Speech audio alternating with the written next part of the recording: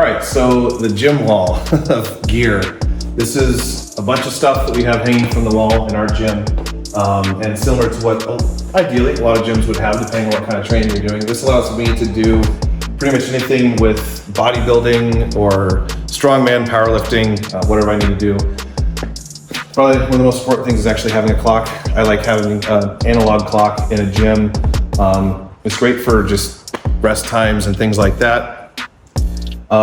These are all elbow sleeves. I've got a couple more elbow sleeves over here as well. These are particular to strongman. They're multi-ply and they kind of provide a lot of compression for certain kinds of movements. Haven't used them in a while.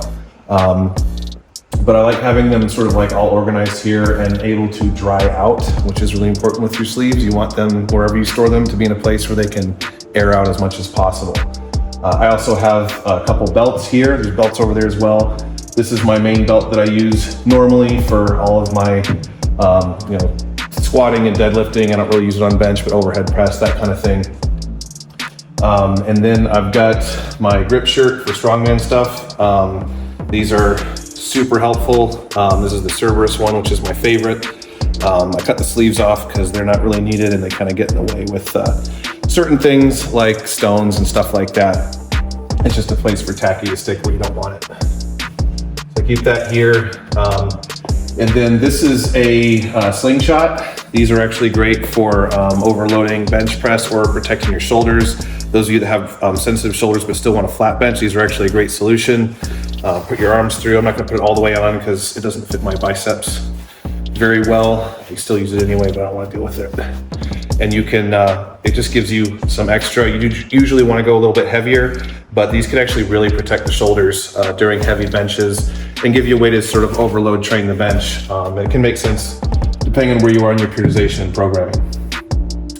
I also have these wrist wraps. I have two examples here. These are sort of very soft wrist wraps that I use 95% of the time. These are what I've used in powerlifting during the bench and squat to protect my wrists. Some people use them on deadlifting. I don't really prefer it because I don't like how my hands swell up when I put them on. These are a lot stiffer. Most people these wouldn't be applicable to. You can see they're really sturdy. I've used these for certain strongman events like log and stuff like that. Usually for most people, these are just gonna be a bit too much, but I keep them here and use them every once in a while. And I do have a sissy pad, but we do not ever use that for squatting. We use that for hip thrusts. I think that's about it. These are my neoprene shorts down here to provide a little bit of warmth and compression on the hips, which feel nice, mostly for strongman style training. It's very specific to that. Again, elbow sleeves over here. These are the ones that I use sort of on a more daily basis. These are SBDs. I've had these for like 5 years, I want to say. It's about time to replace them, but they're still going strong enough. And I hang them up by the tags so that they can air out. And I'll start down here. So these are an assortment of different kinds of deadlift straps. If you get into strongman, you'll want a bunch of different ones depending on what you're doing, and also some that you try that you might end up finding you don't really like so much. These are figure eights. All these here, this is called figure eight style because it makes, until these are the most worn because they're the ones I use the most, it makes a figure eight. These are the ones I use the most for normal bar deadlifting when I want to use figure eight straps. These are for axle basically, and these are for people with really small wrists, even smaller than mine because mine actually aren't that big either. But like these would be ideal for like a woman to use on a deadlift bar. And these are normal figure six straps. They're called that because they make a six when you hold them up. I don't know if that's backwards or not. I think it is. Some people call them figure nines for some reason, but they're figure sixes. And these are kind of a hybrid. I forget what these are called, but it's kind of like a figure eight, but not. These are why they're so stiff and still folded. I got them, I don't like them, so I don't use them. I'll do a demonstration video on how to use figure eights properly because a lot of people don't. that get them. And you can't use these in the proper way very easily because of the way that they're made. I also have knee wraps. These are specific to powerlifting, not really applicable to most people. I keep them on a nail, and they're dusty because I don't use them very often because I hate them. But they do work really well. They can provide a lot of compression on the knee, which is nice if you put them on loosely. These are some like fairly loose ones. These are stiffer that I've actually used in competition. You can get a lot out of these. This is for if you're training in classic powerlifting, but you can use them in your periodization if you want as a way of keeping your, it's kind of like having super sleeves if you put them on loosely, where they'll provide some benefit, but at the same time, they're still even uncomfortable if you put them on loosely, unless you get some that are even looser than these. And these are actually they're not very stiff, they're not very strong. But when you put them on correctly, like for competition use in real training, they're basically like tourniquets. So you only put them on for a set, and you want to take them right off because you're going to lose blood circulation in your legs, and they will be very, very uncomfortable. I have done one competition with them, and I've used them in training at a time or two, but outside of that, I only use them in competition because I find them very uncomfortable. Some people love them. I hate them, but I do get a lot out of my deadlift, like a 10% boost or more. I keep these around. These are just normal bands. They're fairly light bands. This is for warming up. I do train with bands sometimes, but I don't use it a whole lot. I don't prescribe it in programs very much because I don't think there's usually a whole lot of utility in it. But I really like them for certain kinds of warming up to just get some blood flowing. I use them for shoulder dislocation. I like this more than like a broomstick or something like that because it helps me get warmed up on the bench and the squat, so I can actually get my arms back and my shoulders in the right position.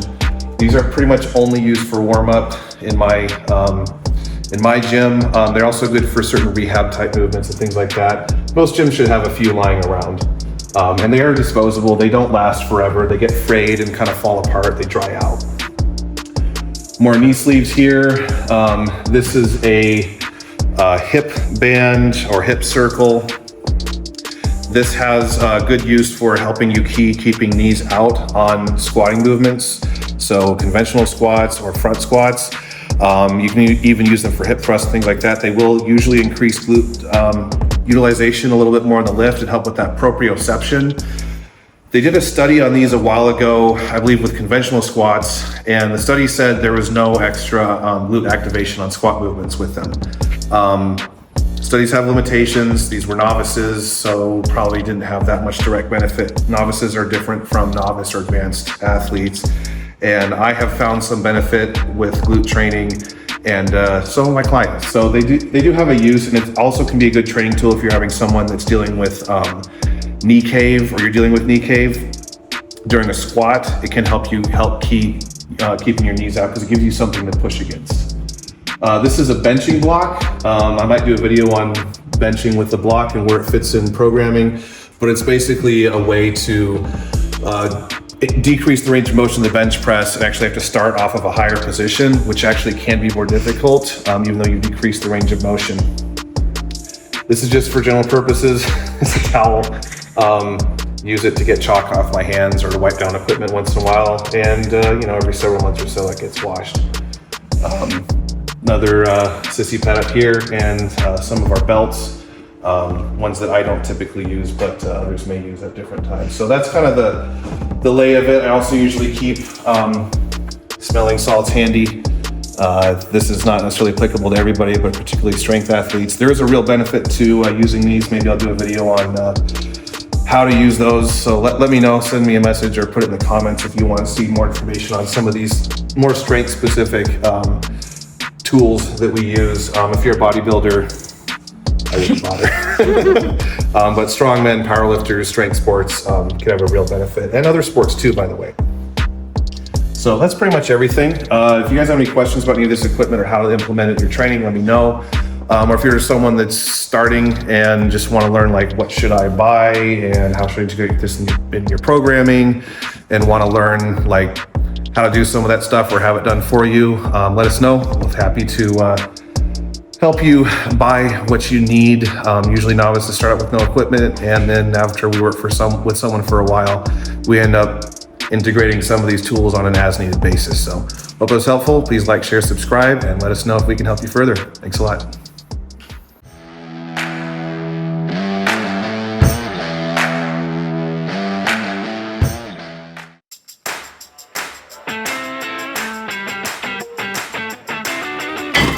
My name is Justin Johnson with High Calling Fitness.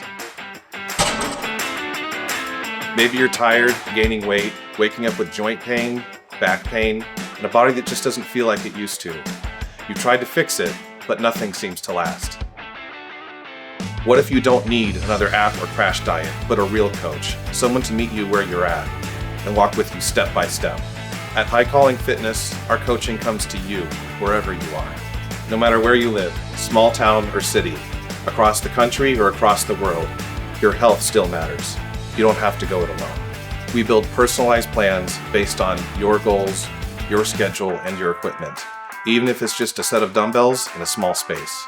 This isn't just training, it's a personal partnership.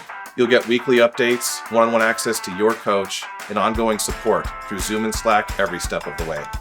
We're here to help you build strength, restore energy, and claim the life you were meant to live. Book a free consult today. Let's talk about your goals and see how we can build something better together. High Calling Fitness, built for the everyday, ready for the extraordinary.